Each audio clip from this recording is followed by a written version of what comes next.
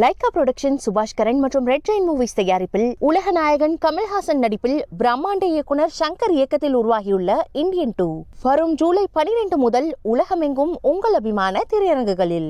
நாடாளுமன்றத்தில் குடியரசுத் தலைவர் உரைக்கு நன்றி தெரிவிக்கும் தீர்மானத்தில் பிரதமர் பதிலுரை வழங்கியிருக்கிறார். அது குறித்து பேசிட்டு இருக்கோம். காங்கிரஸ் கட்சியிலிருந்து திருமிகு ஹசனா சையத் இணைந்திருக்கிறாங்க. மேடம் வணக்கம்.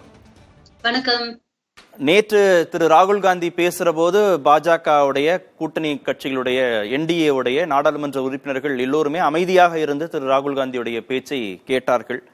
ஆனா இன்றைக்கு 2.25 மணி நேரம் பிரதமர் உரையாற்றுகிறார். தொடக்கத்திலிருந்தே எதிர்கட்சி உறுப்பினர்கள் தொடர்ந்து முழக்கங்கள் எழுப்பிட்டே இருக்கிறாங்க. மணிப்பூர் பத்தி பேசணும், மணிப்பூருக்கு நீதி வேண்டும் அப்படின்றத வலியுறுத்திக்கிட்டே இருக்கிறாங்க. இவ்வளவு குறுக்கீடுகள் தேவையா? ஒரு பிரதமர் உரையாற்றுகிற போது பிரதமர் பதில் உரைக்குங்கிறது நேரம் ஒதுக்கணும் இல்லையா? பாராளுமன்றத்துக்கு ஒரு மரபு உள்ளது. ஒரு மாண்புமிகு பாரத பிரதமரும் ஒரு LOPயும் ஆஸ் பர் பார்லிமெண்ட் ரூல்ஸ் எவ்வளவு நேரம் வேணாலும் பேசலாம். நேத்து எங்களுடைய LOP லீடர் ராகுல் காந்திஜி அவர் பேசினதுல சென்ஸ் இருந்தது. அதனால அப்போசிஷன் அவங்க ஒண்ணுமே ரூலிங் பார்ட்டி அவங்க ஒண்ணுமே பேசல. இன்னைக்கு இவர் என்னெல்லாம் பேசுறாரு, பேங்க காங்கிரஸ் லூட் பண்ணிக்குச்சுன்னு பேசுறாரு. அதுக்கப்புறம் என்ன சொல்றாரு, காங்கிரஸ் கா முகாபலா ஹம்சே நைன்ற சொல்றதுக்கு மூ காலா ஹம்சே நைன்றாரு. அதாவது எங்களோட டஃப் காங்கிரஸோட கிடையாது, காங்கிரஸ் எங்களுக்கு ஈக்குவலே இல்லைன்றதுக்கு மாத்தி காங்கிரஸ் எங்களோட ஃபேஸ்ல கருப்பு சாய எங்களோட பூசிக்குச்சு அப்படிங்கிறாரு. அவர் என்னதான் பேசிட்டு இருந்தாரு பாரத பிரதமர் அப்படிங்கிறது இங்கிலீஷ் டிரான்ஸ்லேஷன் இருந்தா நீங்க கண்டிப்பா அது தெரிஞ்சுக்கணும். அதாவது ஹாத்ரஸ் இஷ்யூல கிட்டத்தட்ட எவ்வளவு டெத். இப்போ ஒரு மாண்புமிகு பாரத பிரதமர் பாராளுமன்றத்துல உட்கார்ந்துட்டு சீட் ஸ்டேட்மெண்ட்ஸ் கொடுத்துட்டு இருக்காரு. என்னெல்லாம் ஸ்டேட்மெண்ட்ஸ் ஒரு பாரத பிரதமர் பேசக்கூடாதோ அந்த ஸ்டேட்மெண்ட்ஸ் எல்லாம் பேசிட்டு இருக்காரு. ராகுல் காந்திஜி அவர்கள் ஓபன் லெட்டர் எழுதியிருக்காரு மாண்புமிகு பாரத பிரதமருக்கு.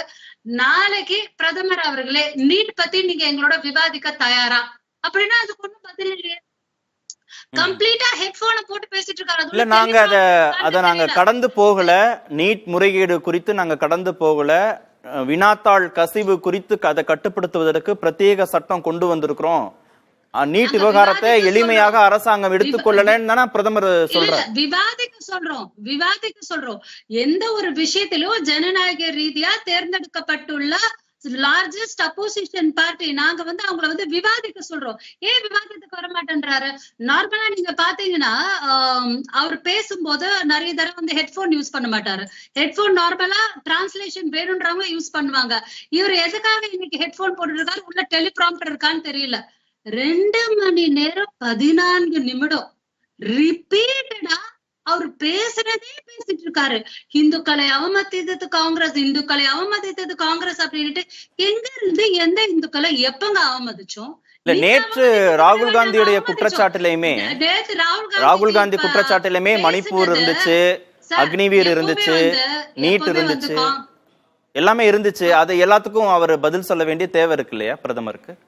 அதாவது காங்கிரஸ் என்னைக்குமே ராம கைய பிடிச்சி குழந்தை ராம கைய பிடிச்சு அயோத்தியால கொண்டு போய் விடுற மாதிரி பிக்சரைசேஷன் எப்பவுமே நாங்க பண்ணதில்ல. ராம அதிகப்படியா மோடியை விட போற்றின கட்சி எது அப்படின்னா காங்கிரஸா தான் இருக்க முடியும். ஹே ராம் ரகுபதி ராகவ ராஜா ராம் பதீத்த பாவன சீதாராம் அப்படின்ட்டு சியாவையும் ராமையும் சேர்த்து, சீதாவையும் ராமையும் சேர்த்து போற்றியவர் காந்தி.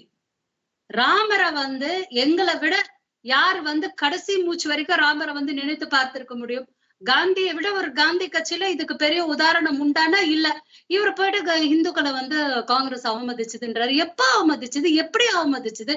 ஏங்க நாங்க கிட்டத்தட்ட 10 ஆண்டு காலமாக எங்களோட கட்சி பல்ட்டி அடிக்காம எங்க கட்சிக்கு பல்ட்டி அடிச்சுட்டு நீங்க ஹே ராம் ஸ்ரீராம் ஜெயராம் சியாராம் அப்படின்னு நீங்க சொன்னீங்கன்னா எங்க கட்சியும் அந்த மாதிரி ஸ்டாண்ட் எடுத்திருக்கலாம் இல்லையா? ஹே ராம் ஜெயராம் சியாராம் அப்படின்னு சொல்லிட்டு நாங்களும் ஸ்டாண்ட் எடுத்திருக்கலாம் இல்லையா? அந்த ஸ்டாண்ட் எடுக்காம காங்கிரஸ் கட்சி அப்படிங்கறது ஒரு செக்யூலர் கட்சி அப்படிங்கறத ப்ரூவ் பண்றதுக்காக தான் நாங்க எப்பவுமே அந்த மாதிரி ஒரு எலக்ட்ரல் ஸ்டாட்டிஸ்டிக்ஸ்க்காக ஒரு சீப் ஸ்டாண்ட் நாங்க எடுத்ததே கிடையாது. சோ அப்படி ஹிந்துத்துவாவே போற்றக்கூடிய எங்களோட கட்சி என்னைக்குதான் ஹிந்துத்துவா எதிர்த்து பேச முடியுமா? இதுதான் காங்கிரஸோட பலவீனம். நூற்றுக்கு நீங்க 99 தான் வாங்கியிருக்கீங்க. 543க்கு 199 வாங்கல. தொடர்ந்து எதிர்கட்சி வரிசையிலே தான் காங்கிரஸ் கட்சி இருக்கு. காங்கிரஸும் பாஜகவும் நேரடி போட்டி நடந்த இடத்துல 26% தான் ஸ்ட்ரைக்கிங் ரேட் காங்கிரஸ் கட்சிக்கு. கூட்டணி கட்சியுடைய தயவுல தான், இன்னும் அந்த வார்த்தையை சொல்லணும்னா ஒட்டுண்ணி கட்சியாக காங்கிரஸ் இருக்கு. கூட்டணி கட்சியிலையும் சேர்ந்தே அழிக்குது காங்கிரஸ் கட்சி. காங்கிரஸ் கட்சியுடைய வளர்ச்சியில ராகுல் காந்தி கவனம் செலுத்தணும்ன்ற துணியில பிரதமர் பேசியிருக்கிறார் இன்னைக்கு. ஏங்க, ஒரு பிரதமர் நாட்டோட வளர்ச்சியை குறித்து பாராளுமன்றத்துல பேசணும். எதிர்கட்சி தலைவரை வந்து குத்தி குத்தியே பேசிட்டு இருக்க கூடாது. ராகுல்ஜி என்னைக்கடா அது மாதிரி எதிர்கட்சி தலைவரை குத்தி குத்தி பேசிட்டு இருக்காரா? மோடி நீ இப்படி, மோடி நீ அப்படி அப்படின்ட்டு என்னைக்கடா பேசினாரா?